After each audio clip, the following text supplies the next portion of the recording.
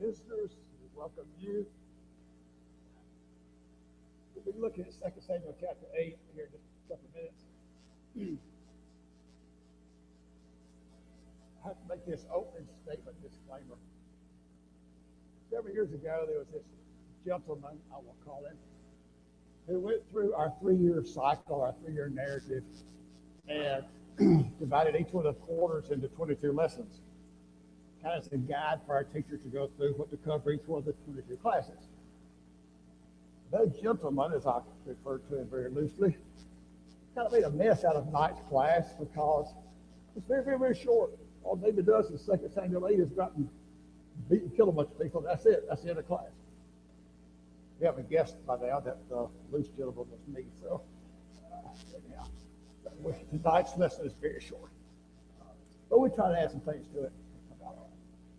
So 2 Samuel chapter 8, if you want to turn there. In the last two classes, we've been in 2 Samuel chapter 7 most of the time. Super, super important chapter. Excuse me. Whoops. With the prophecy in there about God building David a house. And we saw that play out through all the rest of the Old Testament, New Testament, all the way into the book of Revelation, matter of fact, through Christ, of course.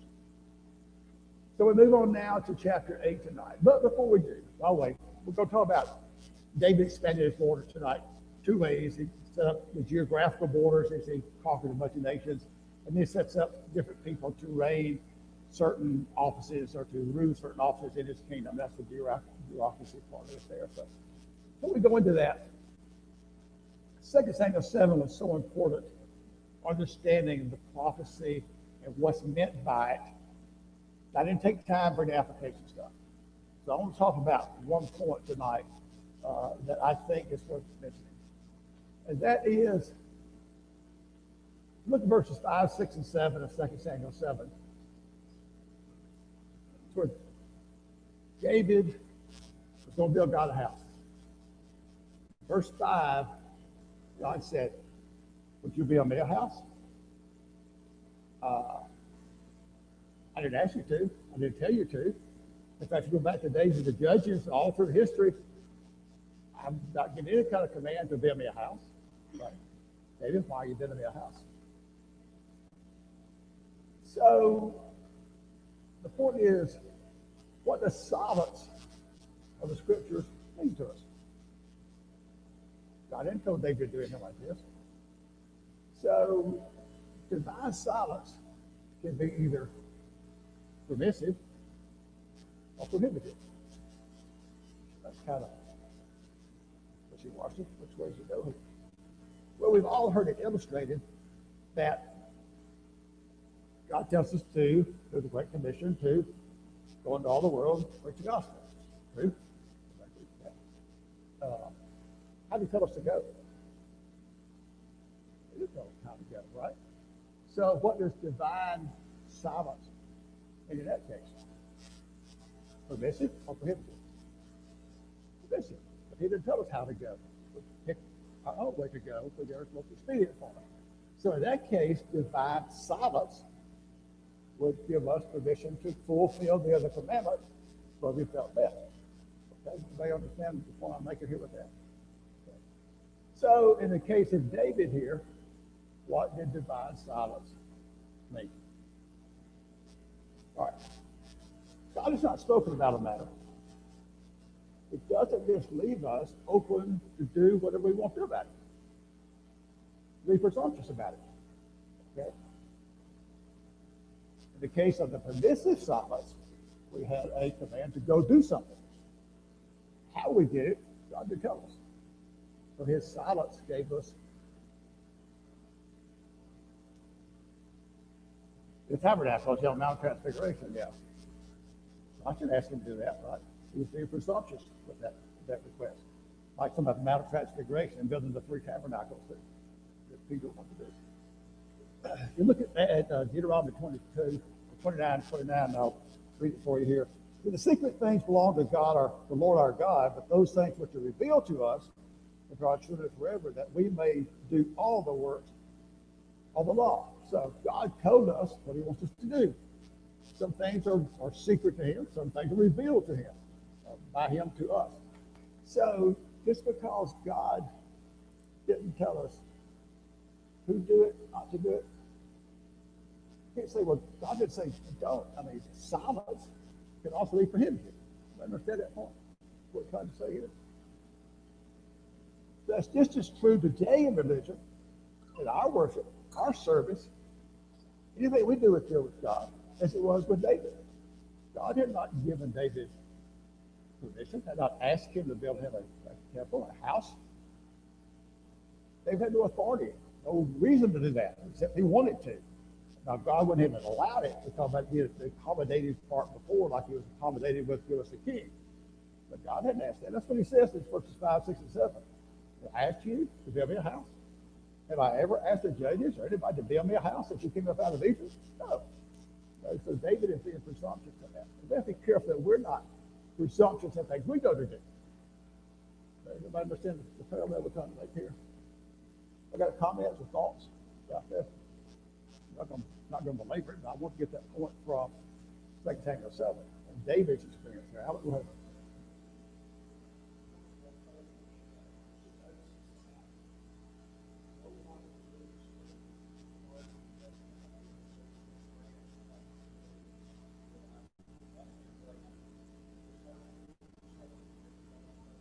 Yeah, yeah. Man's ways are not God's ways. So we have to realize that. Okay. So,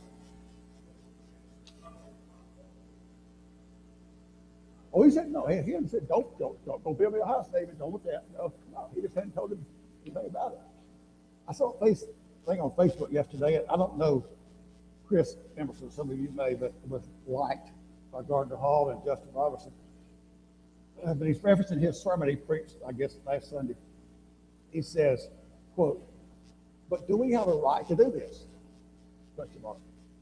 This is a question infrequently asked by many churches when it comes to what's taught, how to worship, and what work to do. Authority is the most important fundamental concept of Christian faith. God has always had it. God's always demanded his people respect it. To hear more about this, click on his sermon, which you have embedded in Facebook here. So, just because God has not said don't, as Brady said, do something, let me give us permission to go out and do it. Okay. All right, anybody else on that before we go to chapter 8?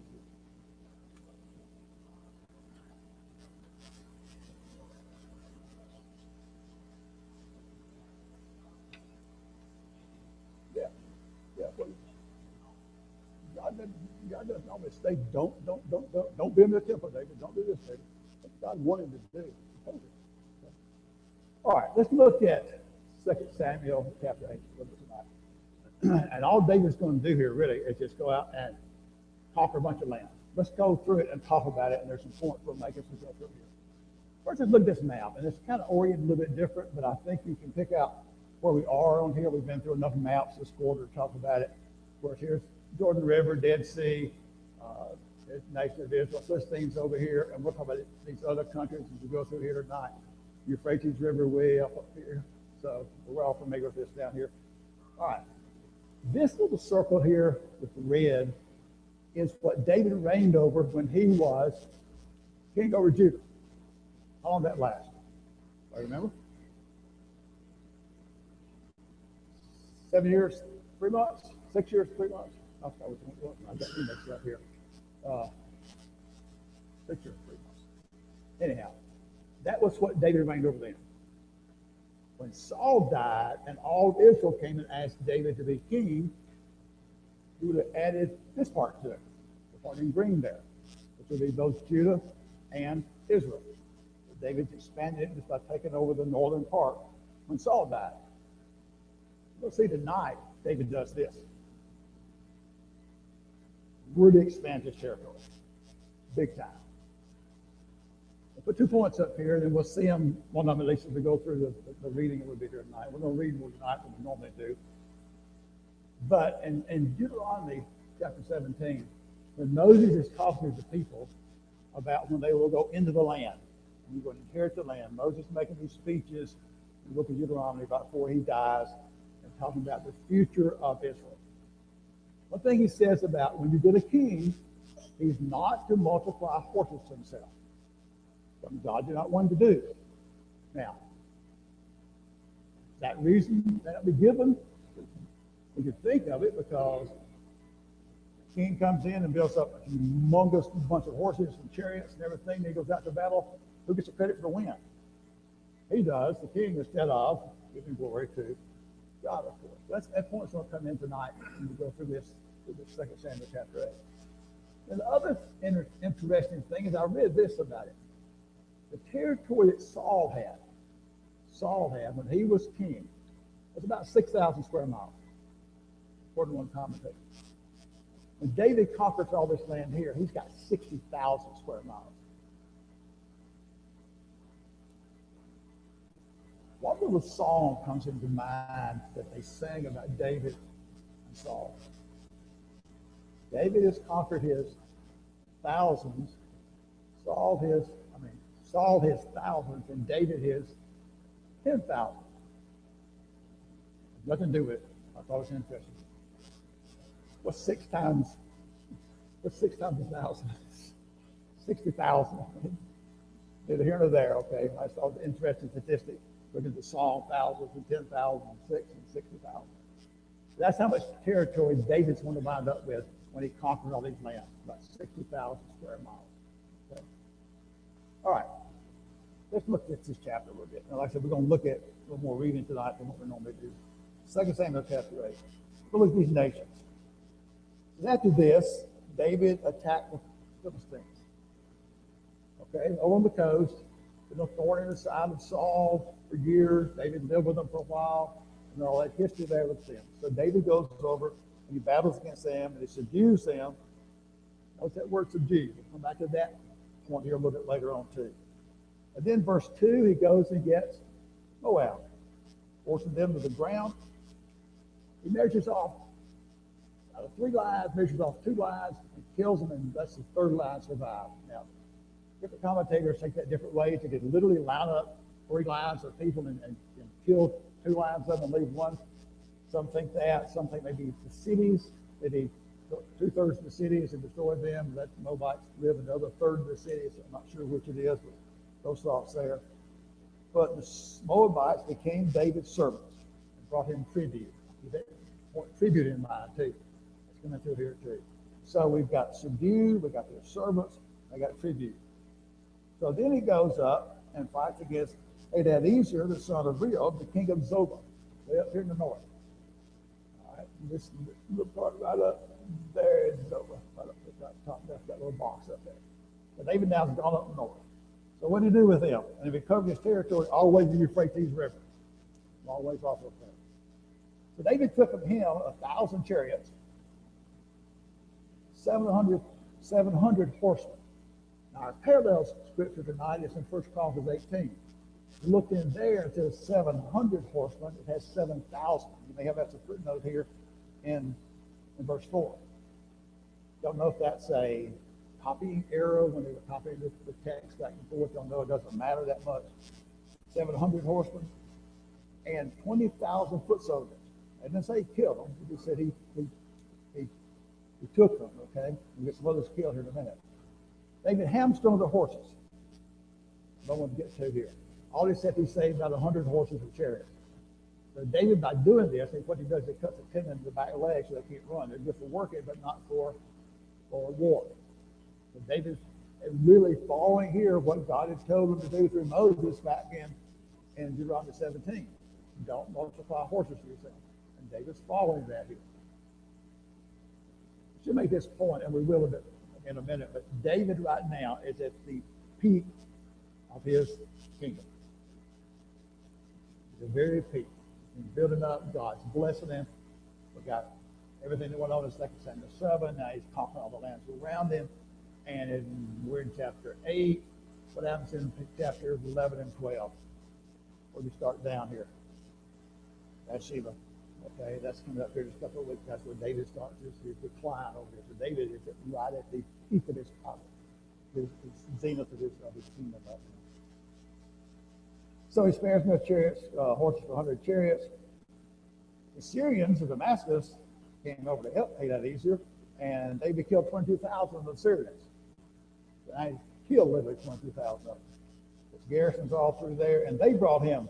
They made the servants and brought him tribute. The last part of verse 6, we'll come back to this. The Lord preserved David wherever he went. God is with David in all that he's doing here.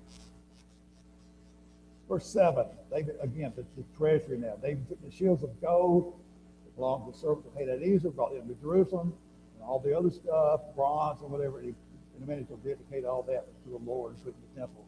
But then this king, Toai, from Hamath, hears about David coming up there and fighting the armies, and that's here in this part. And he comes down, instead of David fighting against him, here's what's going on. You just killed 22,000 of the Syrians. He comes in to make peace. He brings David all kinds of gifts. Look down here in verse 10. Joram brought him articles of silver, articles of gold, articles of bronze. King David, verse 11, dedicated these to the Lord, along with all the silver and gold of the other nations he had taken. So David's subduing all these nations. He's building up his treasury big time. And what's that treasury going to be used for here just very shortly?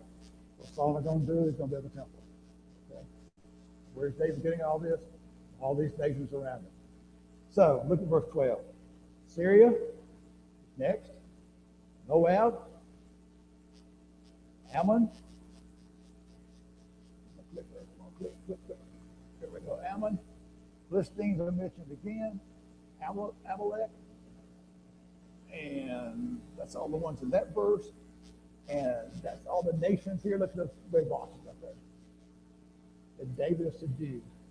We're down here down to verse 12. Now, the key point here is subdue. We'll come back to that again, like I said here in a minute. Subdue, making servants, got tribute from them, got their articles of gold and silver and bronze.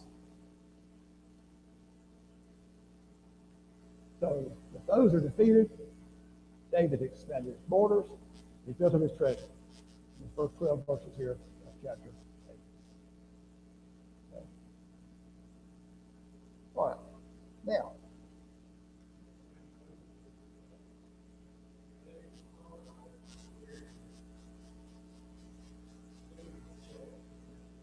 yeah, oh yeah, they're still there. They're subdued for now.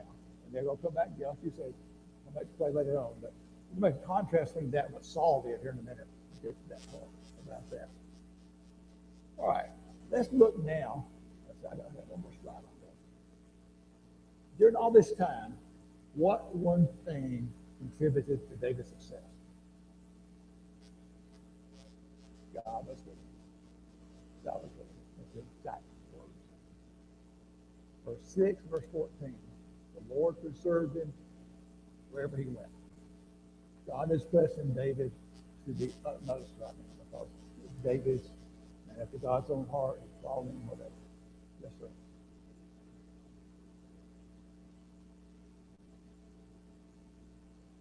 Oh, sure, we already talked about that. Yeah. All through that. We talked about last in 2 Samuel 7, a two-way street, right? God spoke to him through the prophet Nathan and turned right around and preached to him. The relationship between God and David here is, God said, it's very people that's power here. Yeah, it sure does. No, it's our choice, right? Okay. Shift now to this country of Edom down here. And that's what the next two verses are about. David made a name for himself and returned from 18,000. Your translation may say Syrians in the Valley of Salt. Got a footnote that says Edomites. You'll look at the corresponding verse in 1 Chronicles 18 because they Edomites. So again, I think it really probably should be Edom there, and I'll show you why in a minute. Get to Psalm 60 instead of Syrians. If you go back to some of the ancient manuscripts, the footnote says would have Edom in there as opposed to Syria. Very next verse, he put garrisons all through Edom. Edom, he put garrisons. The Edomites became David's servants. Okay. All right, let's go to Psalm 60. And let's talk about Psalm 60. It ties right in with this this whole thing here. We look at a number of Psalms as we've gone through this quarter. This is not long. We'll go through it here. Give you a little overview of the Psalm, and we'll read through it in a hurry in a minute. The comments from one of the commentators, Matthew Henry. You're probably familiar with his commentary. After many Psalms which David penned in the day of distress, this comes, which is calculated as a day of triumph. It was penned after he was settling the throne. You know that. And upon the occasion of the illustrious victory which God blessed his forces with over the Syrians and Edomites, David was at the zenith of his prosperity. His heir to his kingdom had not been any better prior nor in the future. David was at the top of his power right now. First three verses, David reflects on a bad state of affairs in the nation. You look at the commentators on this, and I don't know which is the right answer. Is it talking about what David had suffered in the first part of his kingdom from the other nations around him? Is it going back to the time of Saul, when the nations were constantly giving Saul trouble? Is it going even back beyond that to wandering in the wilderness, to the time of Egypt, and what the nation went through then? I don't know. David's just writing about a time, the first three verses, that is not as good as the time is now. Okay. In verse 4, he starts turning it around. Things are looking better. And then in verse 5, there's a little one sentence there about save us from this distress. We'll talk about that. Then in the rest of it, from 6 through 12, he starts talking about the victories. The victories listed here in Psalm 60 are going to tie right back in to the victories we had over here in 2 Samuel chapter 8. So let's read through this psalm right quick and have a couple more comments about it then. Psalm 60. O God, you have cast us off. You have broken us down. You have been displeased, but restore us again. You made the earth tremble. You've broken it. Heal its breaches, for it's shaking. You have shown your people hard things. You made us drink the wine of confusion. So the first three verses is about a lesser happy time, if you will, than what the rest of the Psalms want to talk about. A more difficult time. In verse 4, it says, you've given us a banner, something to lead us, for those who fear you. It may be displayed because of the truth, that your beloved may be delivered. Save us with your right hand. And hear me. Things turned around in the Psalm. We've seen a lot of Psalms that talk about where David starts off with some negative, some worse situation, and builds up to a victory as it goes through the Psalm. And this is not unlike that. It does the same thing. Okay, verse 6. God has spoken in his holiness. I will rejoice. I will divide Shechem, measure out the valley of Succoth. Gilead is mine. Okay. Gilead over here on this side, right through here. Ephraim and Manasseh, or Manasseh is mine. Ephraim is my herald and my salvation. Who are Ephraim and Manasseh? Two sons of Joseph. Okay, it's two nations, two tribes he mentions here, talking about the people of Israel. Judah is my lawgiver. How would you say that? But the law going to come through here. Through Judah, through Christ. Okay. Moab is my watchpot. What's he done to Moab? Notice it did it. Killed 2/3 of them. Over Edom, I will cast my shoe. Philistia, shout in triumph because of me. That doesn't say, Philistia, you're shouting because you triumphed over me. It says, I am triumphant because I subdued Philistia there. Who will bring me to the straw cedar? Who will lead me to Edom? Is it not you, O God, who cast us off? Contrast to the first part of the psalm, you cast us off, and now you're leading us into victory here. And you, O God, you did not go out with our armies. Give us help from our trouble, for vain is help from man. Through God we will do valiantly, for it is he who will tread down our enemies.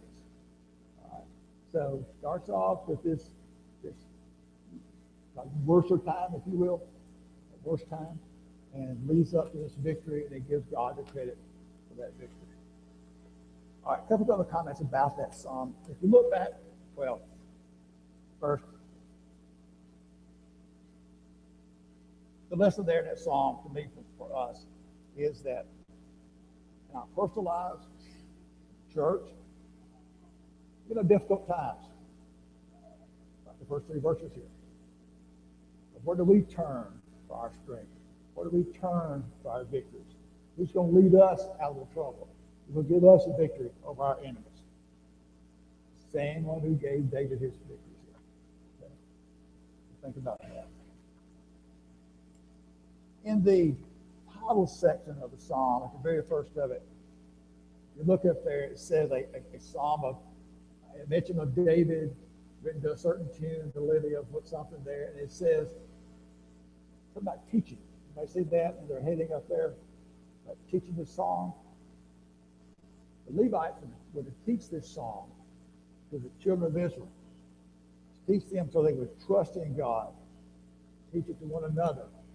It's a psalm that showed God leading Israel out of their difficult times.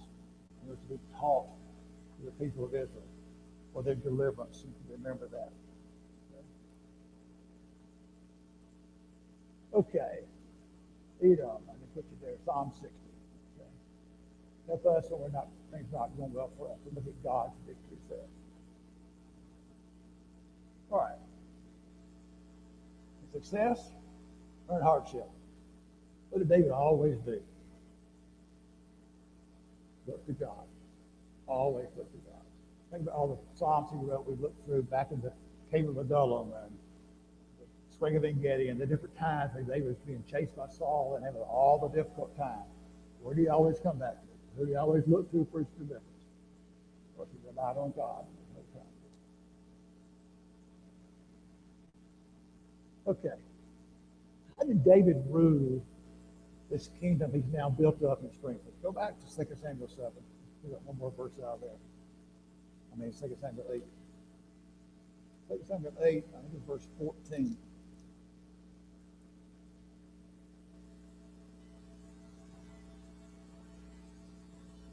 No, not 14. 15. God, David reigned over all Israel and administered judgment and justice to all his people. Okay. David's ruling fairly, he's giving justice, through judgment to the people. He's ruling over this kingdom he's built up here. We talked about subduing, conquering, killing a lot of the people here. David gaining this territory, expanding this territory out past what Saul did. Hold your finger there a minute, go back to 1 Samuel 14. 1 Samuel 14, of course, is back in Saul's day. First part of the chapter is about Jonathan going to the Philistine camp. But look down in verse 47. Saul went out and fought some of these same people. Moab, Ammon, Edom, king of Zobah, Philistines. What is the last phrase there? What did Saul do to him? Harass them. Okay? What's the difference in harassing and subduing? Big time difference. Big time difference. Okay? Contrast what Saul did. He went out, he go to battle he just harassed them. He didn't go out and conquer them, hate them. Okay. Yeah, right. Get on my way and go back and pause up again. All right, let's get one lesson here right quick. Not one run out of time, a short lesson. David's a man after God's own heart. David's administering justice to the people here. Look at Micah 6 and verse 8 with me. And I've got it on the screen up here, so I'm going to turn to it. Look at verse 6, 7, and 8. And 6. With what shall I come before the Lord? To bow myself to the high God. Shall I come forward with burnt offerings? With a calf a year old? The Lord be pleased with thousands of rams, 10,000 rivers of oil? Shall I give my firstborn for my transgression? With my body for my sin and my soul? What does God want from us? He has shown you, oh man, what is good, what the Lord requires from you. And there's three things here. To do justly, to love mercy, and walk humbly with your God. Three things. Do justice. Whether it's someone who will be called our superior, our inferior, somebody above us, somebody below us, and established, whatever it may be, or somebody equal with us. How would you treat them? Justice, right? Doesn't matter. Do justice. Love mercy. Be merciful to those around about us. Kind, compassionate. Both those things there have to do with our neighbor, our people around us. Treat them justly.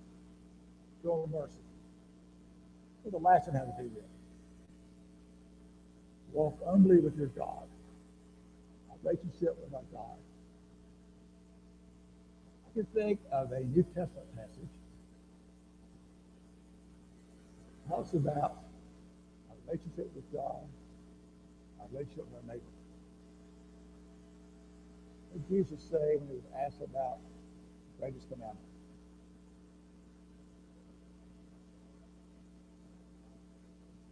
Yeah. Jesus said, there's no commandment greater than these. Love God with all your heart, soul, strength, mind. Love our neighbor. Is that not what this passage here is saying? Treat our neighbor justly and with mercy. And walk with our God.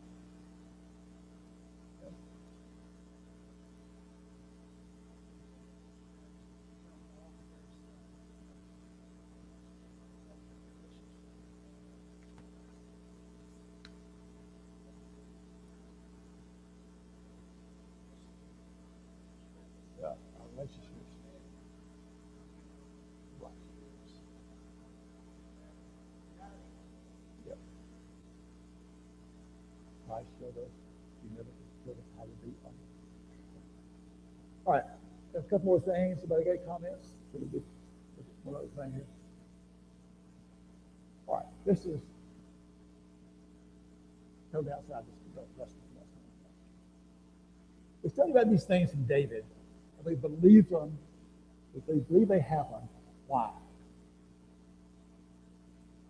We're inspired of God. We're in the Scripture. We believe them because of our faith. The faith that what God said happened. I'll show you four, get time for all four of them, I think we will. Four things from archaeology.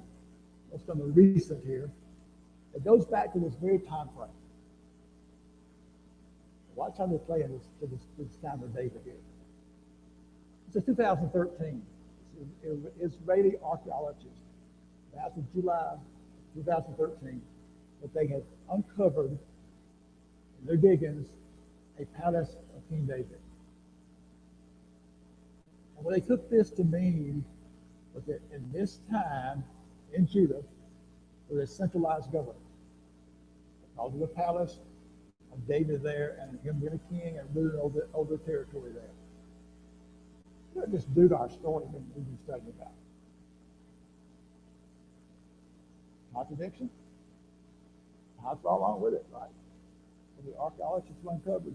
We'll go right along with what the Bible shows here. But other one, the rock here, 16 by 13 inches. Times of Israel reported this rock. They don't do the inscription. They dated the rock first. That did, they think 830 BC. Now David lived 1040 to 1000 BC roughly. So about 200 years after David. When did the nation of Judah alone? When did Judah fall? 606? Yeah.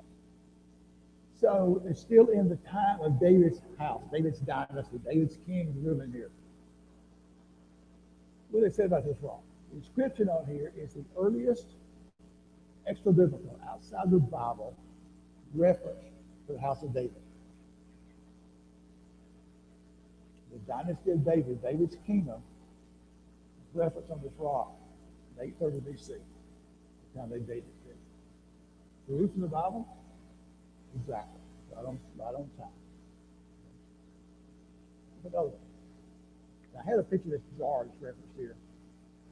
I went back on the website and tried to get it, and they want me to subscribe to something, so I didn't do it. Here's the quote.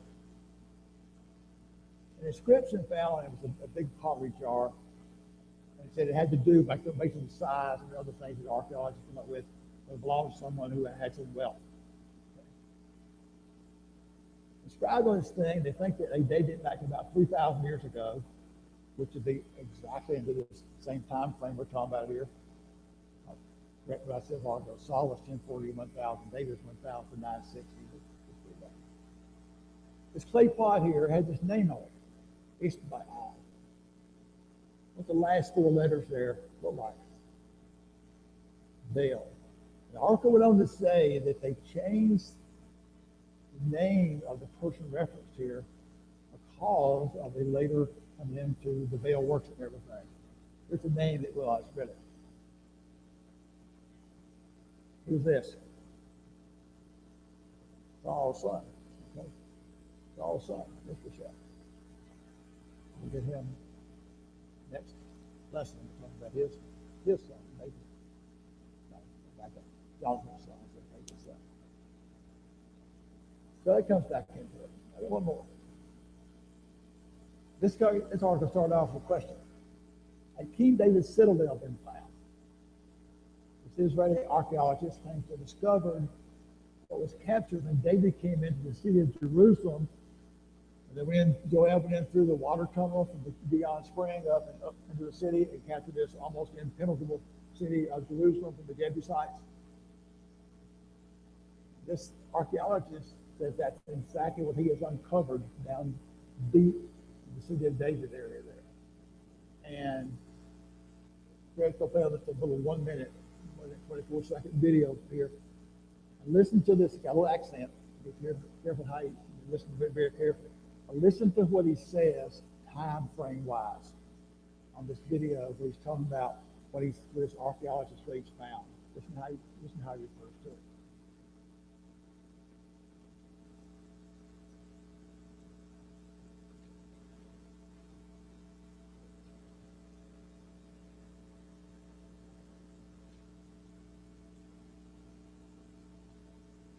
I found the citadel around the spring, and I believe that citadel is the citadel of Zion. This is the citadel that King David took from the Jebusite king when he came into the city, into the Jerusalem, into the city of David before 3,000 years.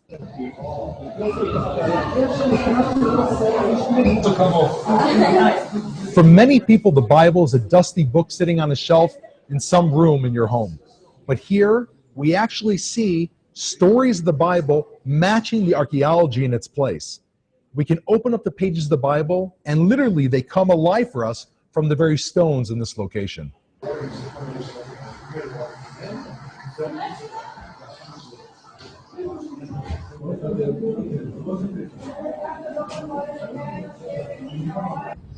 Any activity that taking place here is activity that influence the political conflict. This is why, according to our understanding, also the archaeological excavations here are part of the political conflict, and actually by doing here excavation, we're actually supporting the settlers project and the Israeli hold in this village.